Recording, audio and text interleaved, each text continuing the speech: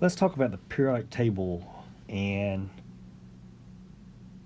quantum numbers, in particular the L quantum numbers. Remember, there are four quantum numbers: N, L, M sub L, and M sub S. N is a principal quantum number that tells us about the energy of electrons and the size of the probability of finding an electron. The L quantum number is what we want to concentrate on now. It's the angular momentum quantum number, and it's got values of 0 to n minus 1. And the M sub L, it goes from minus L to 0 to plus L. And M sub S, the spin quantum number, can either plus a half or minus a half.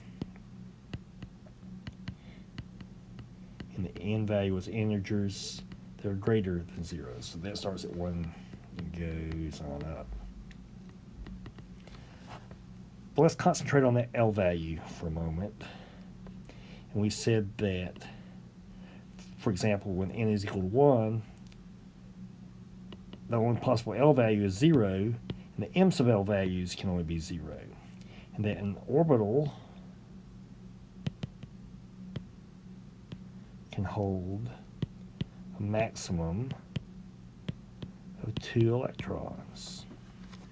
And so for this purpose, and this purpose only, we're going to pull helium over to this side of the periodic table. Put it right next to hydrogen. And so these two rows, the 1A and 2A, the alkaline metals and the alkaline earth metals, plus helium, this is going to be what's going to be the S block. That when we talk about the outermost electrons, which are the valence electrons,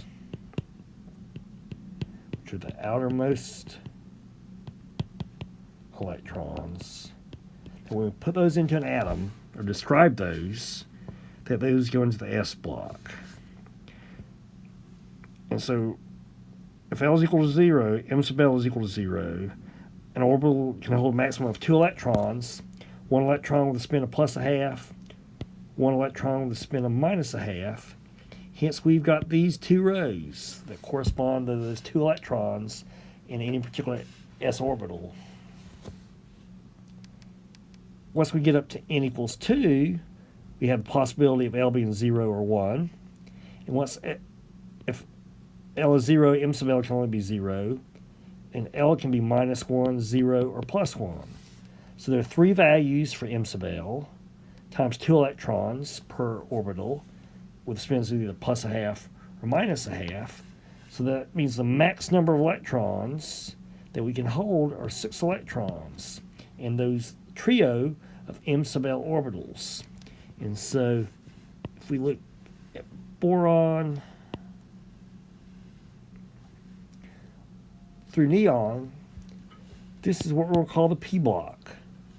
There's 1, 2, 3, 4, 5, 6 columns that you can think of corresponding as those 6 electrons that we can put into any principal quantum level that has an L value that is equal to 1.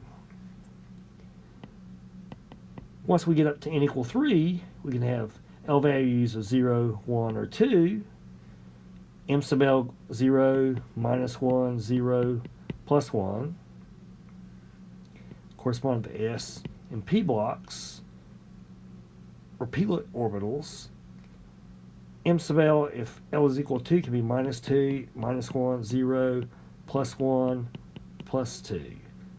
So now I've got 5 orbitals. These are going to be our d orbitals. And so 5 times 2 gives us a maximum of 10 electrons. So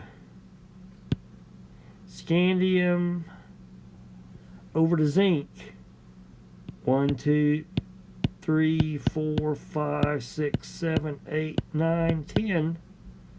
These are our d electrons. They're in the d block. And last but not least, we finally get it up to n equal 4. We've got the possibility of L equal to 3, in which case M sub L can be -3, -2, -1, 0, 1, 2, or 3. So there are now 1, 2, 3, 4, 5, 6, 7 possible orbitals. 7 times 2 is 14. So let's look at these bottom two rows, which are going to become the F block for us. 1, 2, 3, 4, 5, 6, 7, 8, 9, 10, 11, 12, 13, 14. Voila. So if you forget all this mumbo jumbo, if you will, about the number of orbitals that correspond to m sub l and whatnot, you can always get it off the periodic table. If you remember, an orbital can hold a maximum of 2 electrons. So the S block starts with n equals 1. That's the lowest possible value you can have for n. The P block, if you notice, there is no 1p. The P block starts with n equals 2. And that falls out of our solutions to those wave mechanical equations where L has to be at least one integer value less than what n is. So there's no such thing as a 1p, because you can't have n equals 1 if you have a p orbital. So p start with n equal 2. Likewise, the d start with n equals 3. So this first row is going to be the 3Ds. Next row going across will be 4Ds. Next row will be 5Ds. And those would be 6Ds. S starts with 1. P start with n equal 2. D start with n equal 3. So guess what F start with? N equal 4. So this first row, the lanthanized will be n equal 4, and the actinized will be n equals 5.